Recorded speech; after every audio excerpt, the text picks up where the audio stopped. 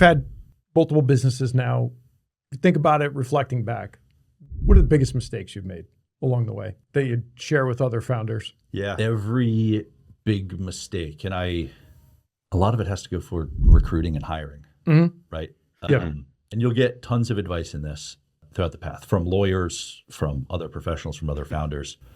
Recruiting is really hard. And you're able to spot it as someone who's not involved in it day to day because there's so many emotions tied to it. If a founder friend came up to me and said, this employee's not working out, here's the behavioral patterns, this is what it looks like, this is the drag on the company, you're able to spot it pretty quick. If you're in the situation and you hire someone that you believe in or that you need at the moment, it's a tougher situation to get out of, to be fair to you and that person. So one of the bigger issues that we've had, maybe not business impact wise, but gut wrenching wise. Right. It hasn't been about the money or the sale or losing a strategic opportunity. It has to do with the people management. And so I hired a really smart individual that was really close. Resume was off the charts.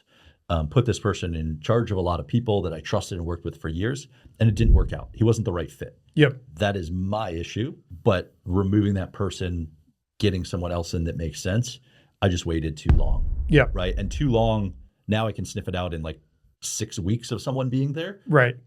Too long was like 6 months. And the drag on 6 months for a company that's only around for 5 years before exit, that's a huge deal. So, absolutely. Yeah. Greg, that's really fast compared to what I know about you. What's that, 6 months? Yeah, 6 months. Yeah, I prefer to actually wait around for like 6 years before making decisions like that. Yeah. No, because this is super important. You had two things. I think one is it's so hard because like the founders are passionate. You obviously are. You care about the people. You want them to be on your journey. You want to inspire them. They're inspired when they show up, and then it doesn't work out. That's such a hard thing to deal with. Yeah. Like that is not. It's not trivial, it really isn't. If I'm honest about it, I can probably sniff it out in 6 hours, but it will take me 6 years to do something, right? And I think that's a common thing among founders. We tend to be so optimistic in our sort of outlook toward the world and toward people, right? You have to be. Right. That it's hard. You get in those situations. I mean, let's look at the dynamic of hiring someone and putting them in a place higher than a lot of people that you trust and work with for years. Right? So say this person's in charge of a marketing department. You've worked with these people for years. You trust them, even if they have less experience in the world. You put that person in charge. No one from that marketing team is going to come up to you and say, hey, I think this is a bad fit. Right. You did a bad job interviewing. You're too close to this person to understand that it's not going to work out. Yep. A co-founder will do that. So when I say 6 months, that's after like, let's change out managers, let's change roles, let's talk to the clients to see if they have the right expectations. Right. Let's try to talk to our team more to see if they'll divulge Yep. if things are going wrong. But it's always the co-founder that says, great, like it's a drag on the business. We need to look at this clearly and let me support you through getting rid of this person, right? Because a lot of times it comes down to you don't want that day to come where you have to let someone go. Even if you know it's good for them, they need to move on too, right? They're not going to be successful there. That's when you look at a co-founder. Sleepless nights, man.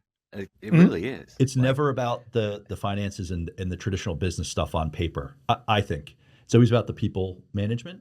Right. Because it's hard to align. But a co-founder with an equal level, equal incentive in the business should be able to step in and say, man, we should have done this 3 months ago. Yep.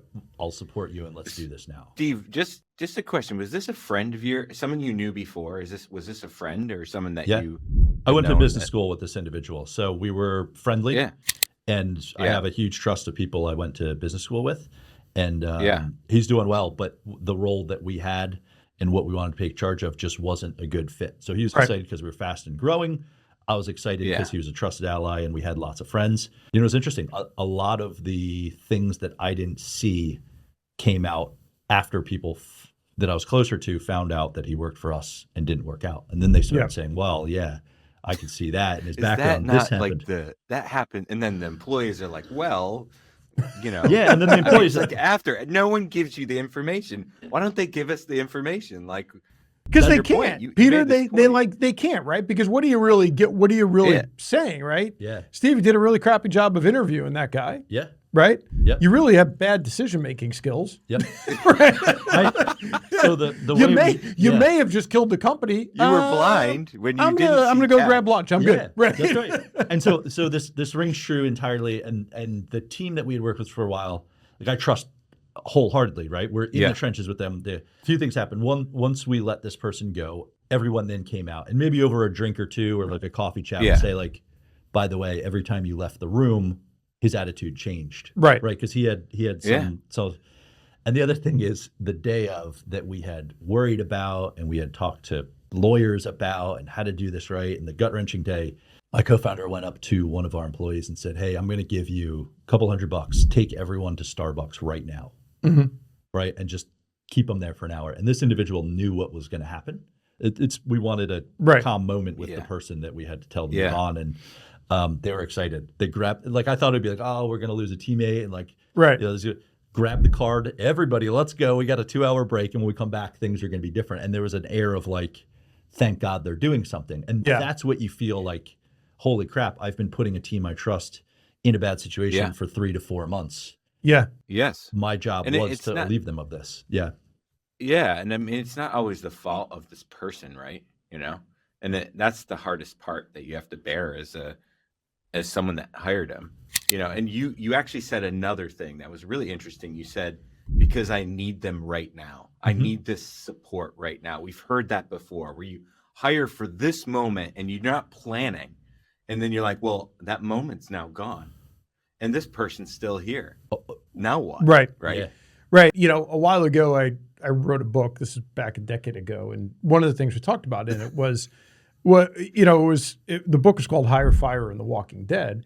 Somewhere there's probably a copy, somewhere that can be purchased. I've got one for you. But we talked in the book about this concept of like a desperation hire, right? And 9 times out of 10, that's where all of these things come from. It's that I needed this person, right? I needed this role filled. The worst hires I've ever made, the most catastrophic hires I've ever made, have all resulted from that same thing. Right. I need to fill the role. The person almost becomes secondary. You'd never articulate it like that, but that's what ends up happening. Yeah. Put yourself in the role of the mentor advisor for a second, right? To another founder sitting here earlier in their career than you are.